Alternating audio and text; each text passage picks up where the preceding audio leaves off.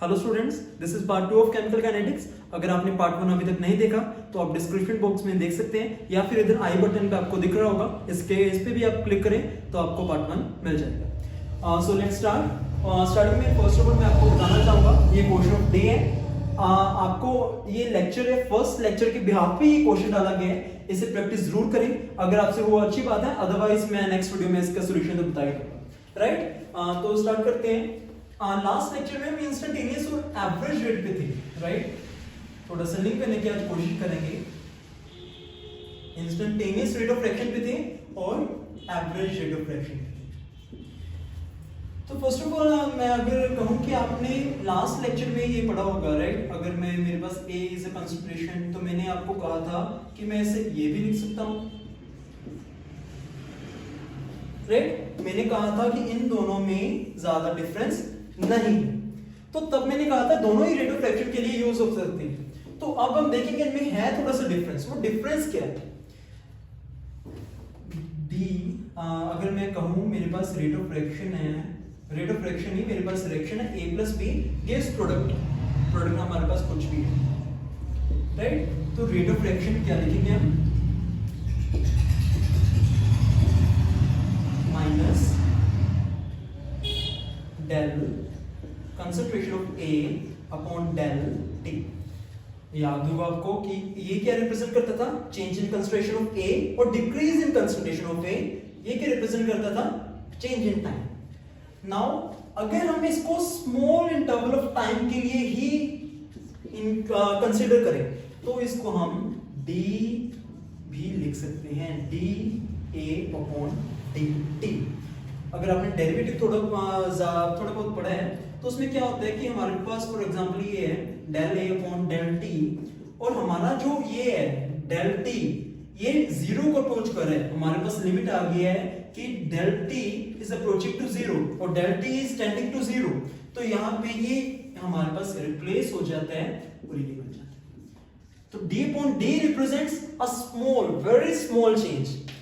तो इंस्टेंटेनियस के लिए हमने क्या पढ़ा था? इंस्टेंटेनियस रेट ऑफ रिएक्शन कब आता है? इंस्टेंटेनियस रेट ऑफ रिएक्शन तब आता है जब हम एट पर्टिकुलर इंस्टेंट कंसीडर करें। एट पर्टिकुलर इंस्टेंट मींस हम स्मॉल इंटरवल ऑफ टाइम के लिए ही कंसीडर करें, और एवरेज के लिए हम थोड़ा सा ज्यादा टाइम लेते हैं। एवरेज रेट ऑफ रिएक्शन के लिए हम डेल क्या यूज करेंगे, और इंस्टेंटेनियस के लिए हम टी का यूज करेंगे। आई होप ये सबको क्लियर हो गया होगा कि एवरेज और इंस्टेंटेनियस में डिफरेंस क्या है, और एवरेज और इंस्टेंटेनियस में का मतलब क्या है। So now we are starting with factors influencing rate of reaction। इसमें हम देखेंगे कि कौन कौन से फैक्टर्स रेट ऑफ रिएक्शन को इन्फ्लुएंस करते हैं या फिर अफेक्ट करते हैं। फर्स्ट ऑफ ऑल हम टेम्परेचर की बात करते हैं। तो टेम्परेचर को अगर मोस्टली हम इंक्रीज करेंगे तो हमारे पास रेट ऑफ रिएक्शन भी इंक्रीज ही होगी। As we all know that everything have some exceptions। इसमें भी exceptions हैं, इसमें भी कई reactions ऐसी हैं जिनमें टेम्परेचर को अगर हम इंक्रीज करते हैं तो रेट ऑफ रिएक्शन डिक्रीज होती है, बट मोस्टली अगर हम टेम्परेचर इंक्रीज करते हैं तो रेट ऑफ रिएक्शन भी इसमें इंक्रीज होगी। नाउ ये क्वेश्चन कई स्टूडेंट्स के मन में आ सकते हैं कि हमारे पास दो तरह की रिएक्शंस होती हैं, that is exothermic and endothermic. Right, तो ये मैटर करता है कि नहीं करता कि ये एक्सो है या एंडो है? तो answer is it is independent of this type of reactions. ये डिपेंड नहीं करता कि एक्सो है या एंडो है, चाहे कोई भी हो, अगर हम टेम्परेचर इंक्रीज करें तो रेट ऑफ रिएक्शन भी क्या होगा? इंक्रीज होगा। तो ये तो थी हमारे पास टेम्परेचर की बात। अब हम सरफेस एरिया की बात करते हैं। Right, now we are talking about surface area. Now let us take a small example. ये हमारे पास थोड़ा सा एरिया और ये हमारे पास ये, यहाँ पे हमारे पास टू रिएक्टेंट्स हैं, that is A and B। यहाँ पे हमारे पास टू रिएक्टेंट्स हैं A एंड B। अब यहाँ पे आप ही बताइए कि इसमें ये रिएक्शन इजीली होगी या इसमें होगी? इसमें हमारे पास इतनी ज्यादा स्पेस है, वही दो रिएक्टेंट्स हैं। इसमें हमारे पास कम स्पेस है और वही दो रिएक्टेंट्स हैं। तो इनके पास अगर स्पेस ज्यादा तो रिएक्शन भी अच्छे से होगी, अच्छे से वो रिएक्ट करेंगे। इसमें अगर स्पेस कम है तो रिएक्शन इतनी अच्छी नहीं होगी उसके मुताबिक। राइट, तो सरफेस एरिया अगर हमारे पास इंक्रीज होगा तो रेट ऑफ रिएक्शन भी क्या होगा? इंक्रीज होगा, बिकॉज रिएक्शन काफी अच्छे से होगी। Now third factor is catalyst. Catalyst is also a kind of enzyme. अगर आपने एंजाइम पढ़ा है, यहाँ कैटलिस्ट की डेफिनेशन बता दूं। कैटलिस्ट किसी भी चीज की स्पीड को इंक्रीज कर देता है, राइट। अगर हमारे पास, हम फर्स्ट ऑफ ऑल लोग किसके बारे में बात करें? Rate of reaction. Rate of reaction is also kind of speed. तो ये कैटलिस्ट अगर हम इसमें यूज करेंगे तो रेट ऑफ रिएक्शन भी क्या हो जाएगी हमारी, इंक्रीज हो जाएगी। रेट कैटलिस्ट भी दो तरह के होते हैं, एक तो होता है प्रोमोटर, एक होता है कैटलिस्ट प्रोमोटर, और एक होता है हमारे पास इनहिबिटर। इनहिबिटर रिएक्शन को डिक्रीज कर देता है, ये कैटलिस्ट के विरुद्ध काम करता है। प्रोमोटर इसके साथ में काम करता है, तो ये रेट ऑफ रिएक्शन को इंक्रीज करने में काम करेगा और इनहिबिटर हमारा डिक्रीज करने में काम करेगा, राइट। आई होप आप सभी को ये चीज समझ में आ गई होगी। Now talking of fourth factor that is a nature of reactants.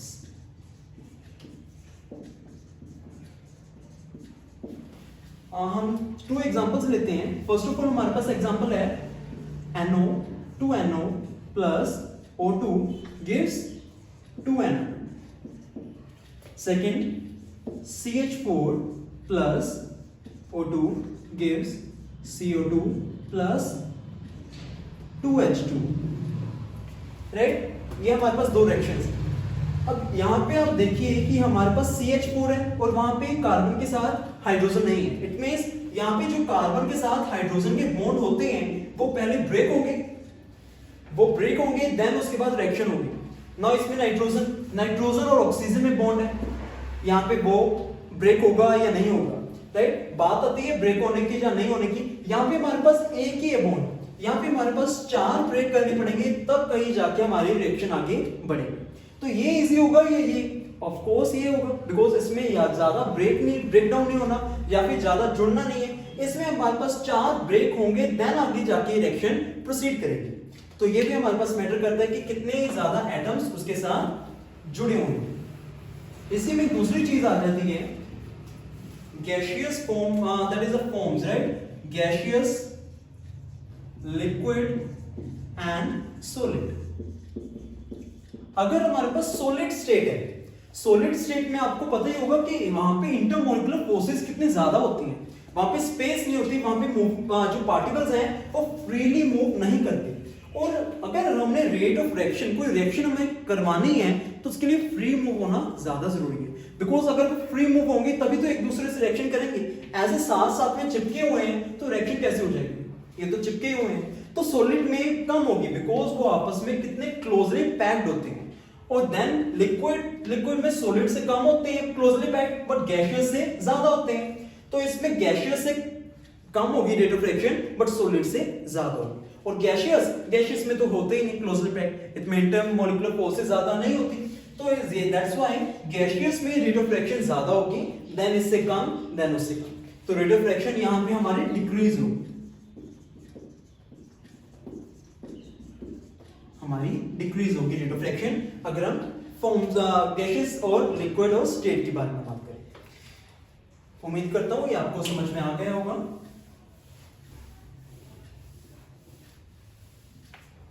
Right, इससे हमारा ये टॉपिक फिनिश होता है। इसमें हमने 4 फैक्टर्स देखे हैं। फर्स्ट ऑफ ऑल हमने देखा था टेम्परेचर, देन सेकंड हमने टॉपिक देखा, सेकंड फैक्टर हमने देखा सरफेस एरिया, थर्ड फैक्टर हमने देखा कैटलिस्ट, फोर्थ फैक्टर हमने कौन सा देखा? Nature of the reactants. Then हम बात करते हैं लो ऑफ मास एक्शन के बारे में। Low mass action, it is a very important topic, so please pay attention to this topic, right. एक उससे पहले हम एक चीज करते हैं कि कंसंट्रेशन की हमारे पास यूनिट्स क्या होती हैं? दैट इज अ मोल पर लीटर, मोल पर लीटर। अब हम कंसंट्रेशन अपॉन टाइम को ही एज अ रेट कह रहे हैं, रेट ऑफ रिएक्शन, तो टाइम की क्या हो जाएगी?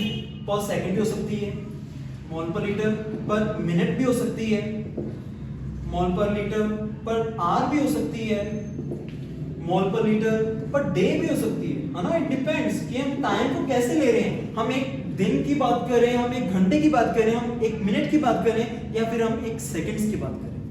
तो ये इस मुताबिक टेम्परेचर के मुताबिक, टाइम के मुताबिक हमारे यूनिट्स भी चेंज होता है। तो ये रेट ऑफ फ्रैक्शन हमारे पास पार्शियल प्रेशर की टर्म्स में भी आ सकती है।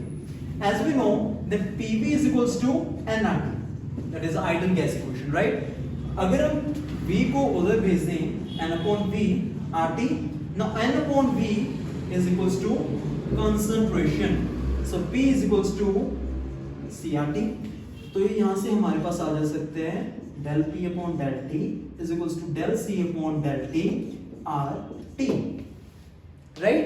del C upon del T is rate of reaction जो हम अभी तक पढ़ रहे थे, और del P upon del T ये हमारे पास इससे हमें दिख रहा है कि ये तो हम पढ़ ही चुके हैं, और ये हमारे पास partial terms in partial pressure की टर्म्स में, तो ये आपस में रिलेट हो सकते हैं, राइट। अगर हम पार्शियल प्रेशर की टर्म्स में निकालना चाहें तो हमारे पास क्या आएगा, ATM, that is ATM stands for atmosphere, right, पर मिनट पर सेकंड, राइट। इसी तरह वैसे जैसे हमने अभी किया था पर मिनट पर आवर, उसी तरह से इसके भी यूनिट्स आ जाएंगे, तो ये हमारा पार्शियल प्रेशर की तरह हो जाएगा। लो ऑफ मास सेक्शन की जस्ट मैं स्टार्टिंग करूंगा। लो ऑफ मास सेक्शन को हम डिटेल में नेक्स्ट लेक्चर में पढ़ेंगे। लो ऑफ मास सेक्शन की मैं जस्ट आपको बता देता हूं कि ये होता क्या है। अगर हमारे पास रिएक्शन है A प्लस बी गिव रिएक्टेंस, राइट, और हमने रेट लिखना है, रेट ऑफ रिएक्शन, तो it is directly proportional to concentration of, is directly proportional to. यहाँ पे ना एक चीज गलती हो जाती है कि कई कहते हैं कंसंट्रेशन ऑफ रिएक्टेंट्स, कई कहते हैं एक्टिव मासेस, तो आपको ये चीज में कंफ्यूज नहीं होने चाहिए। हम यहाँ पे क्या कहेंगे, एक्टिव मासेस ऑफ रिएक्टेंट्स, यहाँ पे हम कहेंगे एक्टिव मासेस। एक्टिव मासेस के बारे में बता दूंगा आपको कि एक्टिव मास किसके इक्वल होता है, वो हम नेक्स्ट लेक्चर में डिटेल में करेंगे ही। बट यहाँ पे एक और चीज जैसे हमारे पास यहाँ पे कोएफिशिएंट्स हो सामने, गिव्स रिएक्टेंट्स, तो rate of reaction is directly proportional to concentration of active mass of A raised to power small a। I hope सभी को समझ में आ गया होगा। ये जस्ट मैंने इनिशिएट किया इस टॉपिक को। नेक्स्ट वीडियो लेक्चर में हम इस टॉपिक को डिटेल में करेंगे और साथ में मॉलिक्यूलरिटी एंड ऑर्डर के बारे में भी पढ़ेंगे, राइट। उम्मीद करता हूं कि आप सभी को ये लेक्चर अच्छा लगा होगा और समझ में आया होगा। Thanks for watching my video.